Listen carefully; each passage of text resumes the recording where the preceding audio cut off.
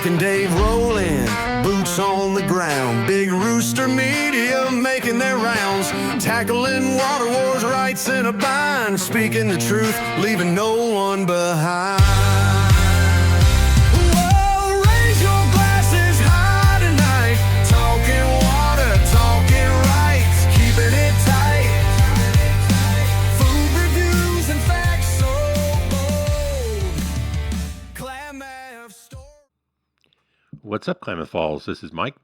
What's up, Klamath Falls? This is Dave. Heather. What's up, Klamath Falls? This is Jerrod. Well, thanks for coming on the show, you guys. We have Heather Harder here from the Klamath County Chamber of Commerce, and Jerrod, who does their video productions for them. He's with 40 Deuce Films, and thank you both for coming on the show. Yeah, thanks for having us. Yeah, well, it's kind of a back scratch back and forth, right? I know. I think this one will air before ours does because the way we do things. Right. Yeah, we're kind of seat of the pants around here, so yeah, it's kind of fun. If only we were booked out more than 2 weeks, 3 weeks. Right. So just what we're referencing is I did, Heather had me on the Chamber of Commerce show about a week ago, and that'll air in January. And then scratching each other's backs, absolutely wanted to have her on our show. So again, it's good to have you guys here. Yeah, thanks. It's been fun to watch yours grow. What have you been doing it about a year? Actually, April was a year. Yeah. So yeah. Congratulations. Sophomore year. Coming up on putting the wraps on season 2. That's exciting. It's it's been fun. It's been fun. It's been dramatic. It's been a lot of things. It all depends on the story and what we cover. So and It's been interesting to peel each story back of kind of how the town is put together. yeah. Well, and we learn a lot too. It's interesting. What's been the most interesting thing you've learned? I honestly, I'll have to go with our water for the farmers. How that is dispersed and how all that operates and the challenges that those poor guys at KID and those agencies face on a day-to-day basis. But yeah, We talk a lot about how it's just a big experiment. Like, neither one of us had ever done a podcast before. So every step of the way is kind of a new experiment on best practices and what's going to work best and what gets the most viewership, right. Yep. And it's a learning curve. You never know. We'll do an episode that I think is going to really hit and nothing. And then another one that all of a sudden it's got a ton of views. So I think at some point you're at the mercy of the algorithms to some extent. right. We're actually our day drinking program because apparently YouTube's cracking down on more and more of that kind of content. So I'm working on getting it set up on Rumble also. So they're a little more open than that. But how about you? You're new to the podcast world also. So what's your biggest learn so far or discovery? Well, for me, there's been a couple of learning curves, but one of them was not everybody that's interesting and doing good things is a great interview. And or maybe I'm the sorry, learning, I did my best. No, maybe the learning lesson isn't about them, but maybe it's that required, like, it's not as easy as just sitting down and me talking to somebody. I feel like I'm good at talking to people and getting them to tell me their story, but when there's a camera there and a microphone in their face, it's different. And so I've really had to learn, because I think not everybody, but there's great stories out there. I've had to learn how to figure out how to get that, fish it out, them and get them to dig a little deeper. And Right. Be willing to say it on a camera. My goal is to get them to forget the camera's there. Right. Ditto. Yeah. Yeah. And then I think the other learning lesson is really how important the technology part of it is, and that's why I'm thankful for Jerrod, because I joke that my idea was like my phone, and we just take turns looking at it and talking. And I'm glad that I don't have to worry about the tech part of it. Yeah. That's been a bit of a learning curve for us too. But Yeah. I give Dave credit. He's the head tech guy here. So I know I set the sound where it always is and call it good, and then he operates the cameras. I mean, I've learned too. I've been picking up and learning to edit. I do the editing for the most part, and that. So, but it's fun to do. There's a learning curve to all of that. Yeah. Well, and figuring out that like I use oh, drawing a blank now on what editing tool I use, but CapCut. CapCut. I don't know if you're familiar with that or not, but there is so much capability there that you really have to dig in. So let's get back. We're not here to talk about that necessarily. So the Chamber of Commerce. Yes. I think everybody on the planet knows what a Chamber of Commerce is, but maybe not everybody knows what it does for business. So if you could maybe expand on that a little bit. And Yeah. I the chamber does a lot of things, but I think we focus on connecting businesses and people in the community and then being a champion for the community. So it's a lot of things all rolled into one, but I think if I think of that as the core of what we're doing. So lots of networking. Networking is important. We like to do business with people we know and trust. Um, but also connecting with them so that we can be their voice in Salem, advocating for good things happening in the community, all of those sorts of things. We've been around since 1905. And I look back, I guess the real answer is solving problems. When I look Okay. back, I have minutes from meetings back in 1905. And a lot of the roads that were around here were things that the Chamber of Commerce back then championed, right? Trying to get the roads built and the city set up the way it should, fighting for Wow. businesses, talking about some of the rules and the ordinances that affect business, fighting for tourism and getting people here. We're still doing that. yeah, that's true. That's So, true. It might even be a bigger challenge now than it was, say, 20, 30 years ago, I would think. I think so. I read this story in one of the minutes. They were trying to get the highway over by Green Springs, and so they were fighting to have that be the highway. You know, if you've ever been out that way on your way to Ashland, and Oh, they were yeah. all going out there together. And I think in some ways, it probably would have been easier because there wouldn't have been as many people, as many interests. There was fewer people. Right. So I think just the number of people you're trying to convince was smaller. But I don't know. Okay. So where did you get the idea to start doing a podcast? Oh, a couple of years ago, I realized I love Klamath, and it's because of the people. There's really cool people here doing really neat things and big things. And then you're out in the community or you're on Facebook, and people are saying, there's nothing happening in Klamath Falls. There's nothing cool going on. There's no cool people here. And I thought, man, you're hanging out with the wrong people. Exactly. So let's get them. What if I had a podcast? Chamber had a podcast, and we could start telling the stories. That was really it. People tell me stories all the time, and I'm like, what if we had a microphone in front of them and they told me stories? That was pretty much the idea. Okay. And I told my board. They were like, oh, this is a fantastic idea. And that is one of our strategies right now, is to help the community's self-image. And then I told Jerrod, and he pushed back a little bit. He was like, you're just going to talk to people. You have to have a vision. There has to be some kind of focus.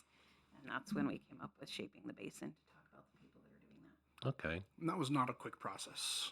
That Yeah. was probably 3-4 months of back and forth of figuring out exactly the direction we wanted it to go in, and deciding on a name that really represented what we were trying to do, and then building all the graphic side of it. So Okay.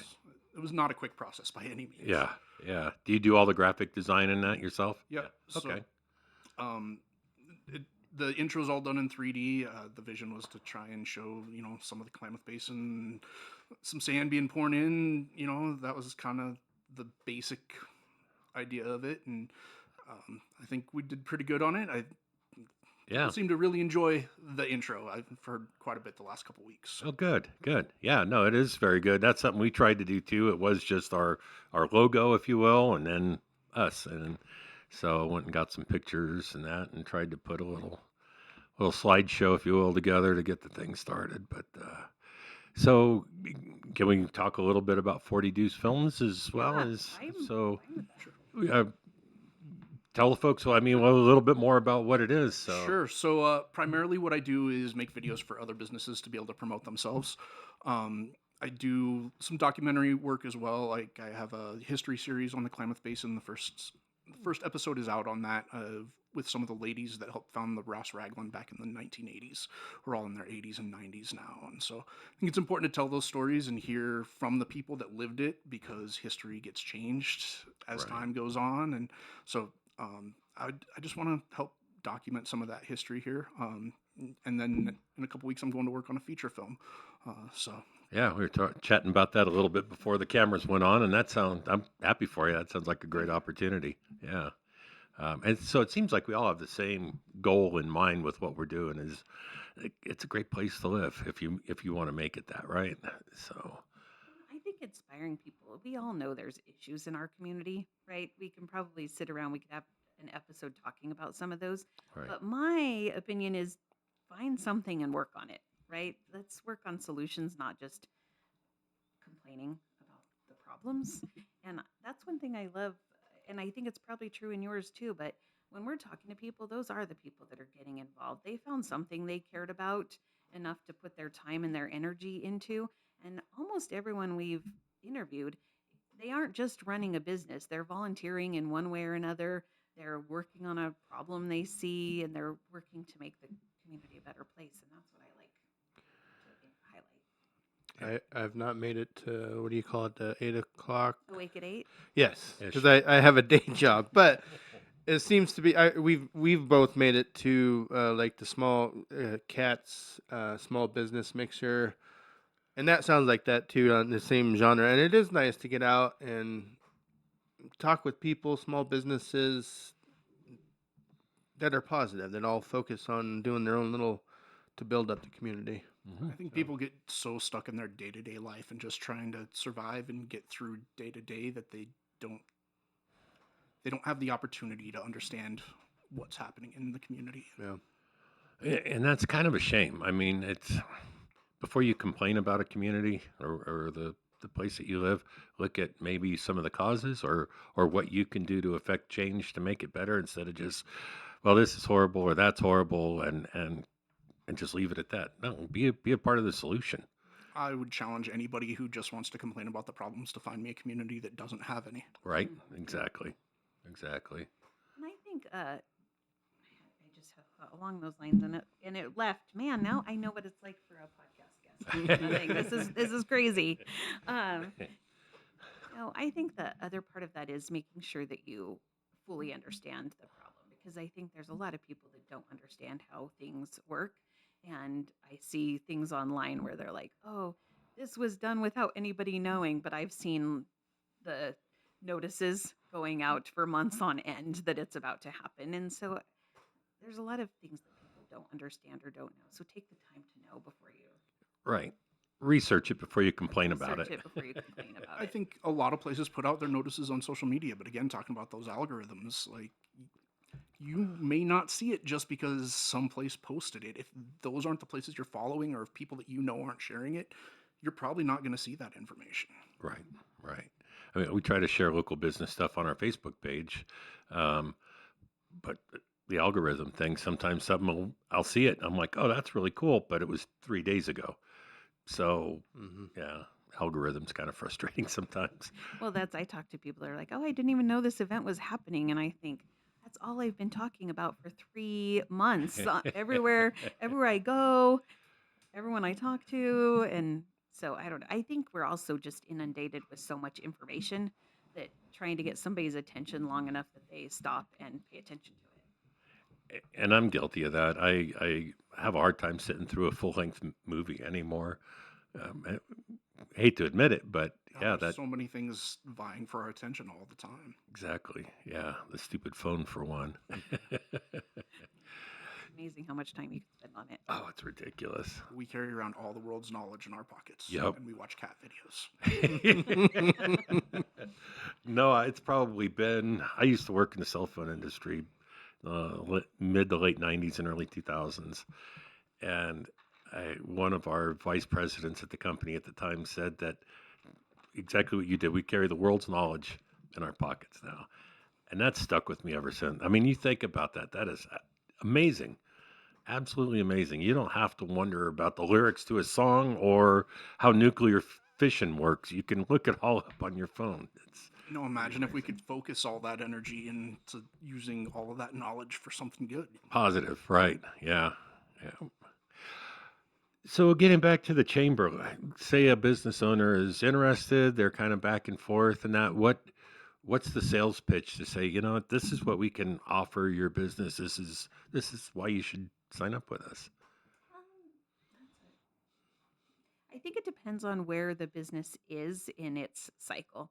But if you look at like a brand new business, I'll talk about that. We are really good at helping businesses with their visibility to begin with. We can do a ribbon cutting, a groundbreaking, all of that kind of news. Coming to our Awake at Eights and being able to meet other people and let them know that you're here. Our business directory gets a lot of traffic every month. If you are a business that has events, putting it on the events calendar.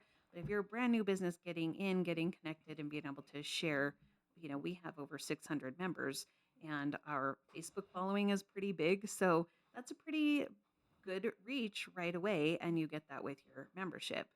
Uh, it's also a great way to get involved in the community. So if you're even if you're a new business, but if you are a business owner and you're looking to make a difference in the community, then we have those connections. I can tell you if you want to get involved with the county, I can tell you which committees they're looking for people on. We have committees at the chamber. I know organizations that are looking for volunteers. So it's a great place to connect that way as well. Um, and just promoting your business to other businesses, even, but visitors that come in. Like you mentioned earlier, the Chamber of Commerce is something that people know all over the place. Hmm. So we get a lot of phone calls. You don't have to, most of the time, you don't have to wonder if there's a Chamber of Commerce in a community. You know it's there. Right. So Right. you call it. I've given laundry advice even over the phone when people have called the Chamber of Commerce and didn't know how to wash their reds. I'm not joking. There's a little lady that calls uh, once or twice a year, and she is blind, and she has our number, and she calls and asks if I can play a song for her. So I put my phone on my computer and play whatever song it is that she's wow. asking for, because that's what she wants. Anyway, we get lots of phone calls. But then there's also the way we fight for businesses in Salem, which is the thing that I am really passionate about, but it's a little bit harder to talk about because it's politics. But we only focus on things that affect businesses. I write hundreds of letters of testimony every year between the chair of that committee and I about things that could affect businesses, and that's all. I mean, most of our members pay $199 a year. Pretty Yeah. good deal. At the price of advertising nowadays, that's a bargain. That's Just what I'm just for the saying. advertising alone, that's a Well, bargain. And I'll attest to everything she has to say because my business is 2 years old. And in this town, especially, people want to do business with people that they know and that they trust. And so networking is extremely important in this community. Yeah. And primarily where I find most of my clients to work with. And so joining the chamber was the first thing that I did, and it has absolutely been a huge benefit for me. Good to know. Good to know. So if you're a new business owner, think about Go join. it. Yeah. Or if you've been around a while and you're looking for a way to ramp up and get a little bit more involved, I think it's good that way as well. Is that a hint? It's a hint. If you're in your second year of podcasting and you haven't joined the chamber yet, No, you're absolutely right, and that is going to change. So, I um, appreciate it. absolutely. My first day, I'll share a story if you want. The Yeah. first day I started at the chamber, I came to the chamber specifically because it sounded fun. I didn't know what a chamber of commerce was, didn't know anything about it. The people that were working there were fun, and I showed up on my first day and they said, "Go get new members." I was like, "Okay. What does a chamber do for a member?" And they were like, "We can do a ribbon cutting." I was like, "And then what?" "Well, we do a ribbon cutting and then it goes in the newspaper." And I was like, "And then what?" And everybody at the chamber, I learned that day, was new. I think Chip had been there the longest. He was there like, I think he started in October, November, and I started in August. And so kind of everybody didn't know, and it was a place of transition at the chamber. And Chip and I and the other girls that worked in the office at the time, we sat down and talked about it and decided maybe instead of going out and getting new members, we should focus on keeping the ones we have and figuring out what they want. And so it's been 17 years of developing programs and events that I think really do help. And Chip and I started that work, and then I've continued that work. And that's really important, is to keep evolving and doing what businesses need. And I'm really proud. I look now, and if I hired someone on day one and I said go find a member, I could tell them that this is everything you could say to that person, Yeah. and Yeah. I'm proud of that. That's awesome. Well, we've known each other for, I don't think either one of us remembers exactly Yeah, where or how, but I'm pretty sure it was the Home Builders Association. But oh, I think that was it. it could have been. I was on the board. So was I. That might have been it. I think was, that might be it. Yeah. But, gosh, I- that was like 15 years ago or so. or more. Yeah. Uh-huh. It's been a long time. That But, could be. yeah. I Yeah. thought it I might mean, have we been the Rip City Riders, but that might have been it. or both. I'm not sure. Could be. Hard to say. Yeah. Um, no, but it's one of those, we've known each other forever, but don't always keep in touch, but cross paths, and it's always good to see each other. And I can see this turn into more of a better working relationship for the both of us, or all of us. So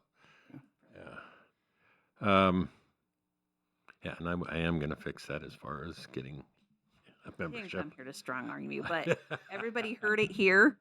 You heard it here. I'm committed. We're committed. So I think there's a lot of people.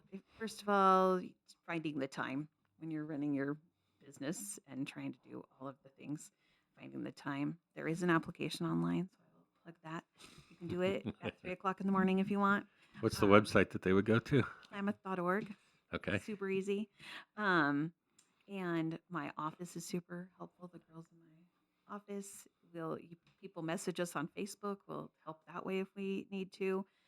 But I think people do also think that it's really expensive. But if you have less than 5 full-time employees, it's $199. And like you said, I don't know very many things what you can get from the chamber for $199. Any kind of advertising is going to cost you that or more, most likely more.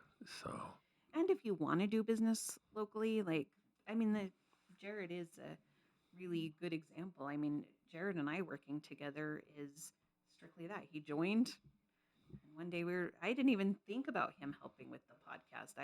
I didn't go to him and ask him, but we were talking about it one day, and I think he asked me what I had new planned, and I was like, trying to figure out how to do a podcast, and here we are both learning together. right. And so, but I see that happen at other networking things with other people. Well, I feel like this is a great partnership for both of us because I spent 10 years in broadcast TV producing newscasts. And so, this is just another show for me.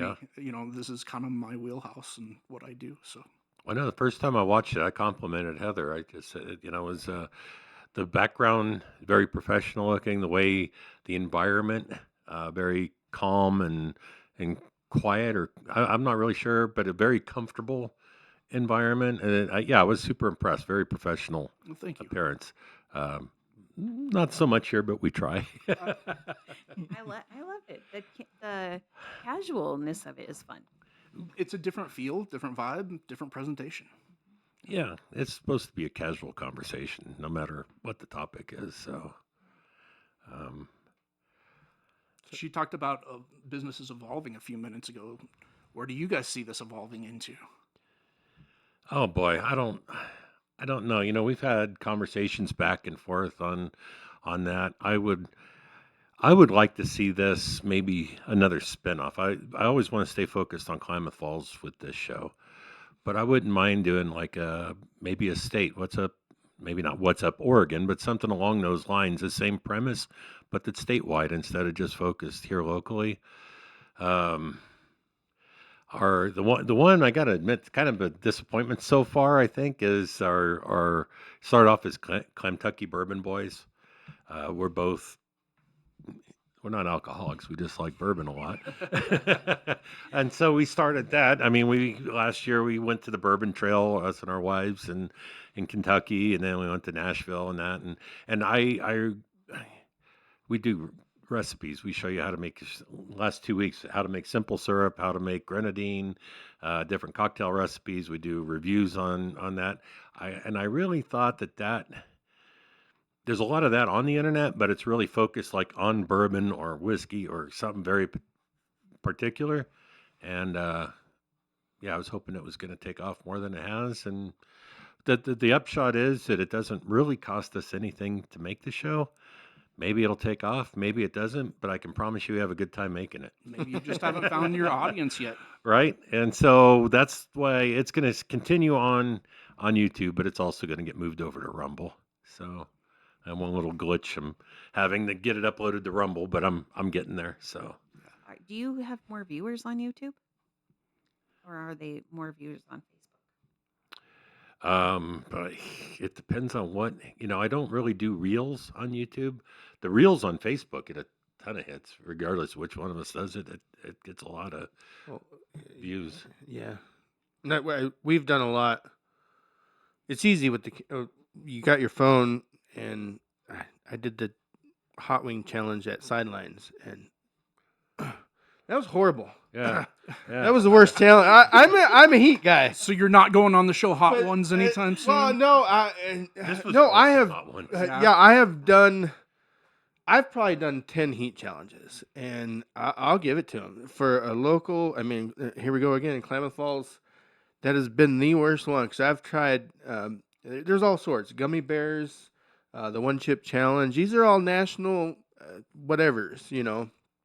That wing challenge. That was horrible.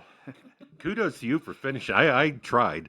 I ate 3, and that was it. He did the whole thing. But it's weird. I mean, sometimes we're on vacation or the wing challenge, and we have our phones, and it's just a different. So I'm always Feel. curious, like, what makes you like spicy food? Because I don't want to be in pain when I'm enjoying the food that I'm eating. I have no idea. It's just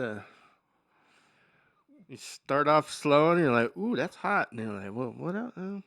What's over?" Yeah, and Were you it's- the kid that always played with the candle as a kid? No, I think he just has a lot higher tolerance than a lot of us do.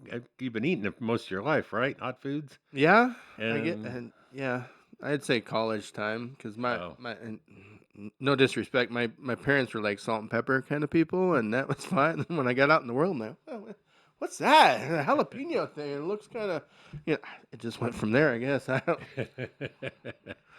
Yeah, I don't know how he did that wing challenge downtown because I sat with him on that, and I like I said, I got 3 wings in, and my throat started to swell shut. I couldn't swallow anymore, and so I'm like, yeah, I can swallow my pride still. So I did and tapped out, but yeah.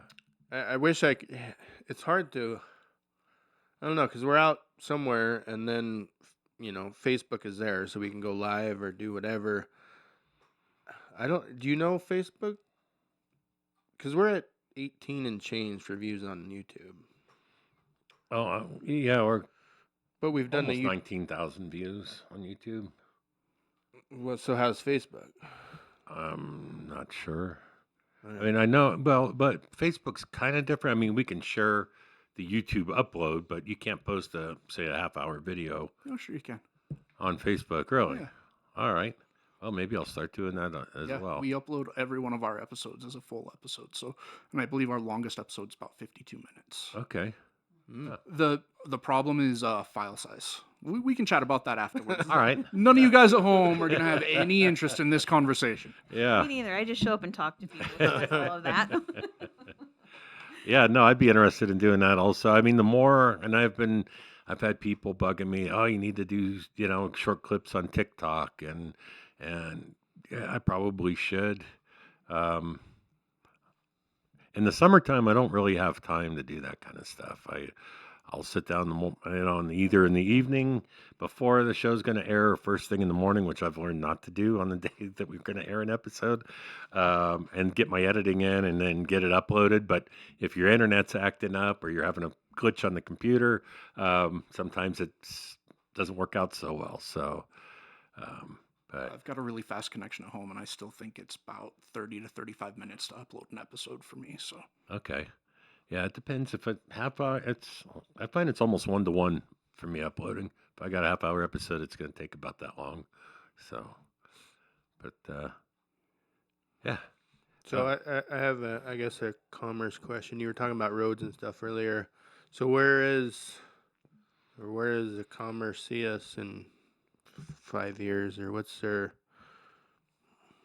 expanding, or can you For the divulge? community Yeah. itself.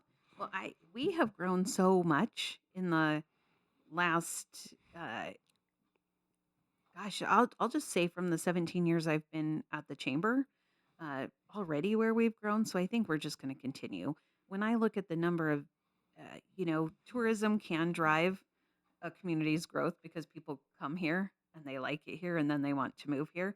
And the number of visitors that are coming here is more than I've ever seen. I mean, I don't have any hard and fast numbers. That's not what I do, but being in the visitor center and the number of people that are coming in and think highly of it, the people that are moving here are loving it here. 17 years ago, we used to sit around and have conversations about, like, how do we become the kind of place somebody would want to live, right? And it Yeah. was almost always focused on 17 years ago, like, we need a mall, right? We need those kind of things. And now there's people moving here for the things that we have, the outdoor activities. We have a lot of really great amenities that a bigger, not a huge city, but a bigger city has, but we still have that rural feel. I mean, you look at the Ragland. What community this size has something as amazing as the Ragland in it? Um, there's a lot of really cool things. We may not have a mall, but that's starting to not be as important Right. anymore. So now it's, instead of trying to become like somewhere else where somebody's moving from, now how do we find the people that would want to live in a community like this? And I think the people recruiting people to our community, so like Sky Lakes, the people that are looking for professionals to come here, that's what they've settled in. How do we find that right person? So I think we're just going to continue to grow. We've got some issues. I mean, housing. We've got to figure out some housing around here to keep growing like we are. But I predict we'll be even bigger in 5 years. I think we'll have some new businesses in town. Are there any like common challenges that you hear from businesses in town that they all seem to be facing that could be addressed or fixed? Or just challenges in general that they're up against as far as opening up a business? Well, Or is that a touchy subject? no, I'm just saying how I wanted it. Uh, I think there's things happening in our state that make it a little difficult for businesses, and so definitely staying on top of those issues up in Salem Hmm. and making it to where it's easier for people to do businesses. But some of the local challenges, I hear workforce continues to be hard for some businesses, finding the right people and then getting the right people to stay at Hmm. businesses. I think that's a common one. I here right now. I Here's a plug: shop local. This year, you'll hear me say that every year, but I am really hearing from our retailers that they're feeling a tightening. People may not be shopping as much, and so as we head into the season, thinking about that, I think there's some question uh, about the economy in some people's mind. And we've had there's just been things happening in the world, Yeah, right? yeah. And so A lot of uncertainty. I think we need to really think about, if we want these businesses in the community to do well, then shop there this all the time, not just during the holiday. But I am hearing that enough to be concerned. Like, Okay. I'm telling all my friends and family, shop here, go shopping here, Right. because we need those. Those are the people that are. I don't. This is gonna sound cliche. We see it, but those are the ones that are sponsoring our kids' sports teams and the events that we like, Hmm. and employing people and providing a lifestyle that we like here. So, if you want to see them get through it, then shop there. Not a lot of appeal to a main street that's boarded up. No, no. And our main street is, gosh, when I think about what it looked like 17 years ago, it's so much better. It's got so much. There's a true small town charm to Main Yeah, Street. and there's great businesses. I started an event 7 years ago to take people shopping because people say there's nowhere to shop here. And I'm like, I can take you on a chartered bus and we'll spend all day and I will show you where to spend your money. And so I do. We have um, sometimes I affectionately call it the drunk bus. I probably shouldn't say that on here, but it's the sip and shop tour. And we get a chartered bus and I take people shopping. And I can take you shopping for 10 hours and you will see there's a lot of places to shop. Go look at Casita's website. I believe there's something north of 12,000 registered businesses in Klamath County. Wow, So I had no idea. there's lots of places to shop and do businesses. Yeah, I do.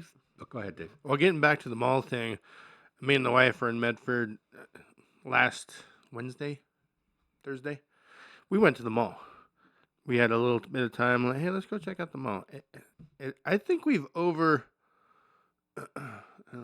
I think the mall era is over. I do So too. I think Klamath has ridden out that wave. Uh-huh. I mean, generally speaking, there was. I mean, you have the big J.C. Penney's and Kohl's in there, but I mean, between the two, there was not. It's getting I think there's sparse a lot in of there. nostalgia that comes into play there. Oh, for sure. Yeah. And People that are making decisions now grew up the same time I did in the 70s, 80s, 90s when malls were a big thing. And so when you start trying to make suggestions as to what might bring people in, you're going to rely on your own experience. And so I think that nostalgia piece plays a lot. Yeah. Oh, when I was a teenager, I mean, it was first Fast Times at Ridgemont High. That whole mall environment, I lived that. You Mall know, rats that for was me. the place to go. Yeah. So, yeah, in a way, it's kind of sad to right along with MTV saying they're going to quit playing music. Although I thought they did that like 20 years ago, but they just announced they're done with their music programming altogether. But yeah, it's just those little bits of nostalgia that some of us like to cling to. So, But I think you can have, I mean, that's an experience that resonated with you at some point. And that's what I think about every time I go into one of our local shops and I know the people. Like, I hate to shop. I really hate to shop. But when I go in and I know the owner and I know them and I know what they do in the community, it's a cool experience to be shopping on Main Street versus a mall or a big, huge store. yeah. Something like that. Well, I mean, and there are certain people, I'm going to just name drop, but Jim Turner at Retro Room, he is so good at self promoting. And I think that's kind of going to be the future for business owners too, is you can't just open your doors and expect people to come in. You need to get the word out, and whether it's through the Chamber of Commerce or on your own or a combination thereof. I think that having that voice is really critical to bringing people in, and he does a great job with that. And then you've got others like Mike Angeli with The Ledge. I mean, just I don't know how, but everybody knows Mike, and just a good guy that has a lot of involvement in the community. And I could go on and on. I don't mean to just single out two, but there's self promotion. I think is super important more than ever with you know everybody having Amazon on their phone. My basic business philosophy is that every business is a marketing business first, because if you don't tell people what you're doing, there's no reason for them to come see you. Exactly. Yep. And I think we all have a little bit of short term memory, so you've got to be in front of them all the time. I mean, you mentioned two really great businesses, chamber members, and really involved in the community. But I look at like Katie and Leah at Blonde Pineapple. Yeah. They do these live videos. I don't like to shop, but I don't love live videos, but I find myself watching them and then I'm like buying a random sweater on a Monday evening while I'm watching football. Yeah. But they're doing those, but I think you have to remind people we're there because we get busy. And you asked about the struggles. I do think that's one of them. A lot of people marketing isn't what they do. Right. And then none of us, do you guys love to be on camera? Maybe. I'm not gonna lie. The Yeah. reason I Yes. chose to be behind the camera. I think this setup is a little bit different than old school TV with the camera guy and the mic guy and the boom coming down. I don't really think. I mean, I'm watching everything because that's what I do, but I don't really think of them as there. I mean, Right. but I think it's uncomfortable for a lot of people. And so, like, I'll give you that. how many people are going to jump on and willingly eat really hot wings on camera? I So I've got a recommendation, and I'm pretty sure, like KCC, I'm willing to bet offers it. I was never comfortable with public speaking. One year in high school, in high school, you got to sign up for the classes that we wanted. I was always next to last day before I got around to doing it. I wanted to take a journalism class, and I signed up for it. I went one day. I'm like, this isn't for me. Believe it or not, at the time it wasn't. But there was so I transferred out, and I was able to get into a speech class. And I thought, oh, this is a huge mistake. It was one of the best things that I've ever done is to be able to be comfortable in front of a group of people speaking. And I would say to anybody that has a business that they want to promote, that they want to grow, take a class at KCC on speech or public speaking, anything that's going to take you out of your comfort zone and make you get over that, because that is the best way to promote your business. I will. KCC is always wonderful, and I love that. The other one, there's a group that's formed called Talk Shop, and it's a group of people that actually thought about starting Toastmasters, which is about speaking. Yeah. And it's not Toastmasters, but it's sort of like that. And I think they've had 3 or 4 meetings. I forget what day, but they are on Facebook and are regularly sharing their stuff. It's open, and they are very good at keeping it at 1 hour to respect people's time. But I'm hearing great things. There's probably about a dozen people I know that have been going to it. Oh, really? Yeah. So I'll have to get some more information from you on I'll that. send it to you. Yeah, for sure. On the same topic, I think the struggle I see is people not understanding social media and how to use social media, especially as a business. The algorithm changes all the time. Their back end changes all the time. It can be very confusing. The big tip that I'll give everybody is if you make a video, don't just post a YouTube link, because if you think of social media like a business, the longer you keep someone in your business, the more money they're going to spend. Facebook looks at it the same way. So they don't want to send you to another app to go watch a video, because now you're leaving their app. So they're not going to show people that link nearly at as high of a rate as if you actually post the video. Okay. Oh, excuse me, just a minute here. Trippy, man. Went into strobe light mode. There. Okay. Well, did you have any other questions? Did I answer your question very well? Yeah. Okay. Yeah, you're good. Any other thoughts or comments for either of you? Just thanks for having us. Oh, absolutely. Like Heather said, the Raglan, go support it, please. Yeah, yeah. The kind of talent that we get, like Paul Reiser's going to be here fairly soon, and again, I kudos to Jim. I mean, he's pulled off a lot of that, the acts that we get here. But again, a small town, and we get amazing entertainment. The fair this year, we had some great entertainment at the fair. That's changed a lot. It used to be Tule Lake was all the entertainment, and we got the leftovers, and now we get some headliners coming to Klamath Don't Falls. sleep on the local talent either. I mean, I've heard lots of people that said that Anastasia was the best show they'd ever seen down at the Raglan, and that was all local actors.